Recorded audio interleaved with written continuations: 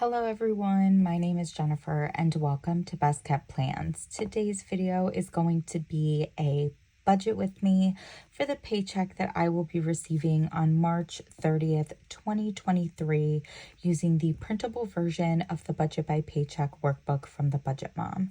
If you're interested in seeing that, please stick around.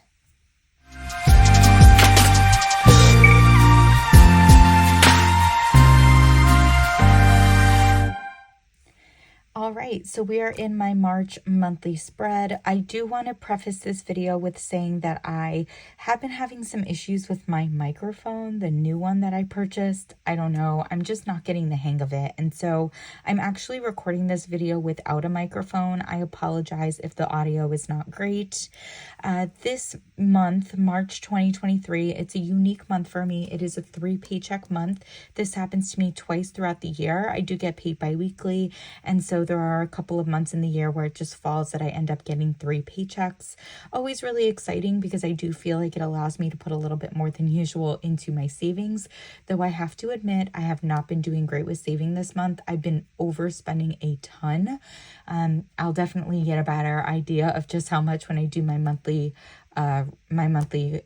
budget review for March, but yikes. As you can see, paycheck is on the 30th. I don't have any bills this month that I'm using this paycheck to pay. If we skip ahead to April and my April monthly spread, you can see that I have the paycheck listed over here, and everything in this bright orange color is going to get paid with the last paycheck in March. So let's get to that paycheck budget tracker. I'm going to zoom you all in. Now, I think I've talked in my last couple budget with me's about my income and my budgeted income. I do contribute to my retirement accounts, and every year on my birthday, that percentage goes up by 1%. My birthday was on March 1st, so it has gone up recently. Fortunately, I guess. I don't have to change my budgeted income because it's still going to be greater than $3,100, even with that increased contribution to my retirement accounts. So budgeting my income to be $3,100, as I shared with you all in the April monthly spread. With this paycheck, we are going to be paying my rent for April, my gym membership, and Spotify. All 3 of those bills added together do equal up to $376. And if I subtract that from the $3,100 I'm budgeting my income to be, we're left with $2,424.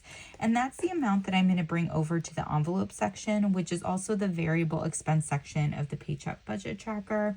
I always have the same variable expenses. I always budget the same amounts for them. This is just what works for me and my life right now. What works for you and your budget might be a little bit different depending on, what your normal expenses are, if you have children, things like that. I always budget $200 for groceries, $100 for eating out, gas as $75, and miscellaneous as $175. And so those 4 categories added up together do equal $550. And if I subtract that from the $2,424 I'm left with after paying my bills, I have $1,874 that I'm going to be able to bring into the sinking fund section of the paycheck budget tracker. Now, we have much less sinking funds than we started out the year with, and that's because we've been able to reach goal on a bunch of them. I've been implementing my sinking fund snowball method, where every pay period I always allot the same amount of money towards my sinking funds, and any money that would have been going towards a sinking fund I've reached goal on will instead go into a sinking fund that I haven't reached goal on yet.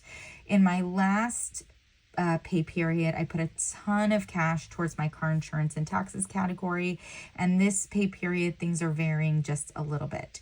So we are going to still be putting $50 into travel. That's a rolling sinking fund for me. Every pay period, no matter what, I always put $50 into that sinking fund, and will continue to do it.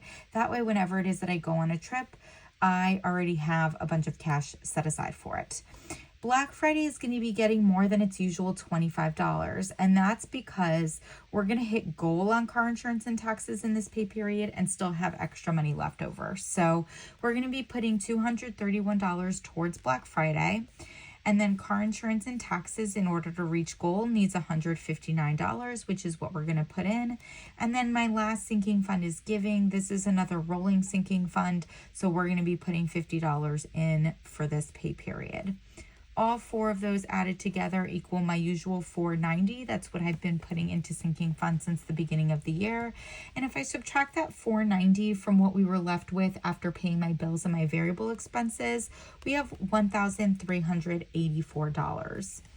Now, I have been talking a lot about putting money towards my car loan so that I could pay that off quicker, but also still saving for a house. I'm very actively looking for a house, working with a realtor, looking at houses every day, going to view houses in person, all of that fun stuff.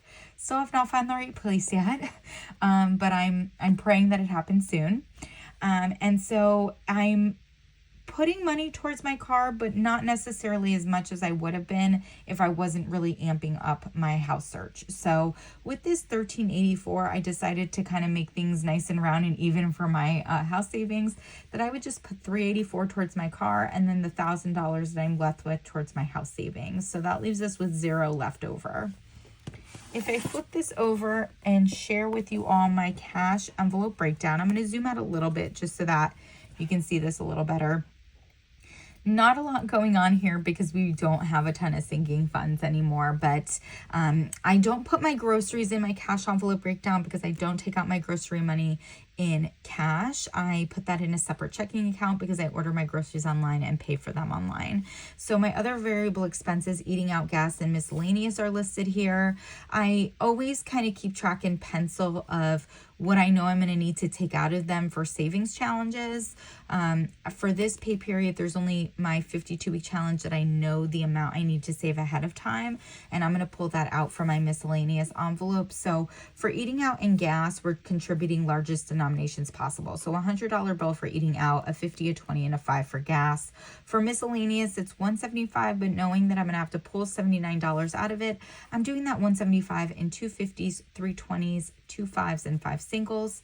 For my sinking funds down here, everything is largest denominations possible. If we add all of this together, it does equal $840, and that's what I'm going to be taking out of my checking account on the 30th when I get paid, and that's what you all will see me stuff into my envelopes during my cash envelope stuffing, which we'll be posting on Saturday. That was a quick but efficient budget with me.